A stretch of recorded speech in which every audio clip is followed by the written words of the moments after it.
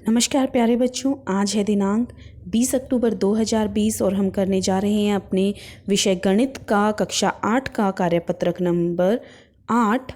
और आज की जो वर्कशीट है, जो कार्यपत्रिका है, वो है परिमेय संख्याओं की भाग पर।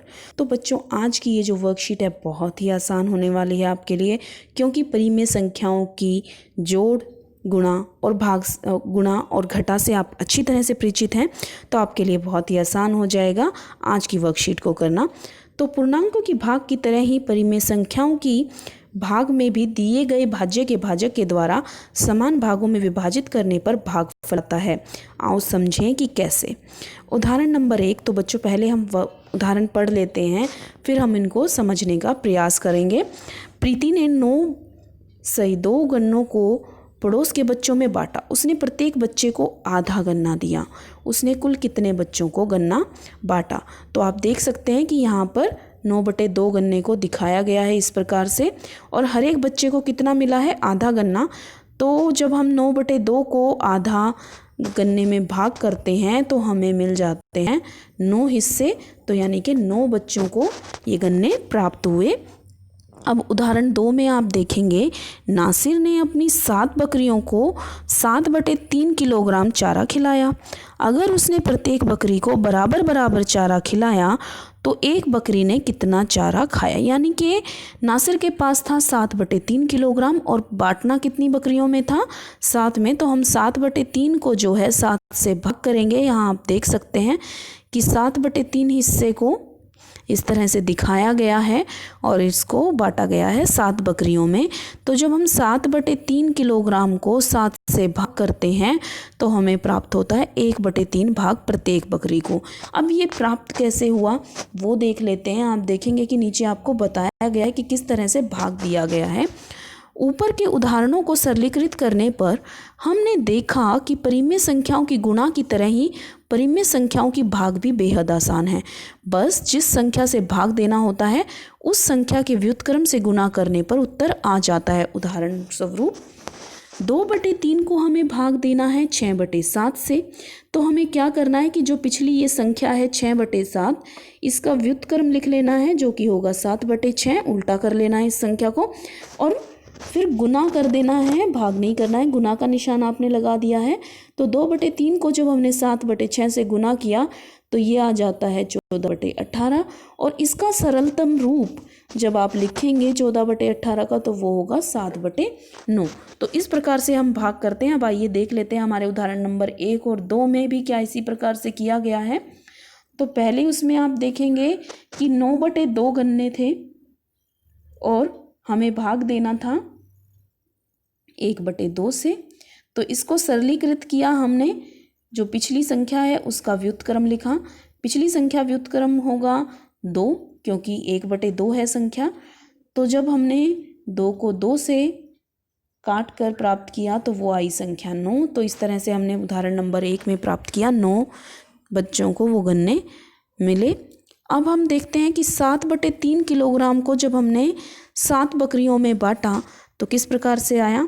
7/3 को हमने 7 से भाग दिया है तो 7 का व्युत्क्रम हमें लिखना है जो कि होगा 1/7, क्योंकि हर एक संख्या के नीचे आप 1 मानकर चलते हैं। तो 1/7 और जब हमने 7 को 7 से भाग कर दिया है तो हमारे पास उत्तर आ जाता है 1/3। तो बच्चों, इसी प्रकार से हमें अपने सारे प्रश्न जो हैं वो हल करने हैं। अब देख लेते हैं कि हमारे प्रश्नों में हमें क्या करने के लिए दिया गया है। नेहा ने 13/4 किलोमीटर दूरी की दौड़ लगाई। दौड़ लगाते हुए रास्ते में वह बराबर के अंतराल पर 4 बार रुकी। वह पहली बार कितनी दूरी तय करने के बाद रुकी? तो बच्चों, आप यहाँ देखेंगे ये है 13/4 किलोमीटर और कितनी बार रुकी है नेहा? 4 बार रुकी है। तो प्रत्येक बार उसने कितनी दूरी तय की? वो कैसे प्राप्त होगा? वो 13/4 को 4 से भाग देने पर प्राप्त होगा। तो हम भाग देने की कोशिश करते हैं। 13/4 को हमें 4 से भाग देना है। तो अभी हमने सीखा कि हमें पिछली संख्या का व्युत्क्रम लिखना है और गुना कर देना है। तो 13/4 को हम 4 के व्युत्क्रम यानी कि 1/4 से गुना करेंगे और हमें प्राप्त होगा 13/16 किलोमीटर। यानी कि वो प्रत्येक बार 13/16 किलोमीटर की दूरी तय करने के बाद रुकी है। अब हम दूसरे प्रश्न की तरफ बढ़ते हैं, जिसमें हमें 4/7 को घटा 7/4 से भाग देना है।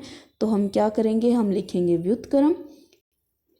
तो घटा 7/4 का जो व्युत्क्रम होगा वो होगा 4/7, और ये उत्तर जो हम ऊपर वाली संख्याओं को गुना करते हैं तो 4 को 4 से गुना करने पर 16 प्राप्त होता है, और नीचे आ जाएगा 49। इसी प्रकार से हमें करना है अगला प्रश्न अपना। अगले प्रश्न में आप देख सकते हैं कि हमें क्या दिया गया है। अगले प्रश्न में हमें घटा 6/5 को 2/5 से भाग करना है। तो हम यहाँ पर इसको कर लेते हैं। घटा 6/5 को हमें 2/5 से भाग करना है। तो हम पिछली संख्या का व्युत्क्रम लिखेंगे। पिछली संख्या का जो व्युत्क्रम होगा वो होगा 5/2। तो यहाँ पर आप देख सकते हैं 5 को 5 से हम काट सकते हैं, और 2 को 6 को 2 से भाग देने पर हमें प्राप्त होगा 3। तो यहाँ पर आ जाएगा उत्तर हमारा घटा 3। अगला प्रश्न आप देखिए। अगले प्रश्न में घटा 1/2 को घटा 2/7 से भाग करना है। तो हम इसको भी लिख लेते हैं। घटा 1/2 को हमें घटा 2/7 से भाग करना है। अब यहाँ पर आप देखेंगे ऊपर नीचे दोनों संख्याओं में ये माइनस का साइन दिया हुआ है, इसको हम कैंसिल कर देते हैं, क्योंकि ऊपर नीचे जब ऐसा है तो जो संख्या है वो घनात्मक हो जाएगी। तो हमारे पास आ गया 1/2, और इधर हम संख्या को पलट कर लिखेंगे तो हमारे पास आ जाएगा घटा 7/2।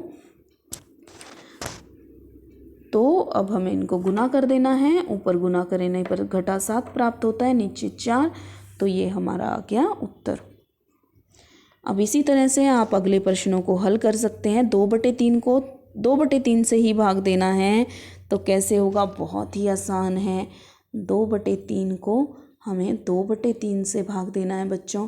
तो हम पिछली संख्या को पलटेंगे तो हमें प्राप्त होगा 3/2, और 3 को 3 से, देखो जब हम गुना करते हैं हमने सीखा है कि जो ऊपर नीचे की संख्याएं होती हैं तो अगर वो एक दूसरे से भाग हो जाती हैं तो हम उन्हें भाग कर सकते हैं। तो 3 को 3 से भाग देने पर 1, और 2 को 2 से भाग देने पर भी 1 प्राप्त होता है। तो यहाँ पर आ गया 1। तो ये बहुत ही आसान प्रश्न था। अब इससे आगे के दोनों प्रश्न आपको अपने आप करने हैं। अपनी वर्कशीट को मुझे भेजना है कि आप दोनों के उत्तर निकाल पाए। कमेंट बॉक्स में आपको इन दोनों प्रश्नों के उत्तर लिखकर भेजने हैं। ये जो 2 प्रश्न आपके रह गए हैं इनके उत्तर आप मुझे कमेंट बॉक्स में बताएंगे, और फिर मैं आपको बताऊंगी कि आपने सही किया या नहीं। तो आज की वर्कशीट में बच्चों अंत में आपको एक संदेश दिया गया है कि जिस महामारी कोविड-19 से हम गुजर रहे हैं उसके विरुद्ध लड़ाई में सुरक्षित रहने के लिए हमें मास्क अवश्य पहनना है। तो बच्चों जब भी आप घर से बाहर निकलें तो मास्क पहनकर निकलें। आज की वर्कशीट यहीं पर ख़त्म होती है। हम मिलेंगे नई वर्कशीट के साथ। तब तक के लिए धन्यवाद।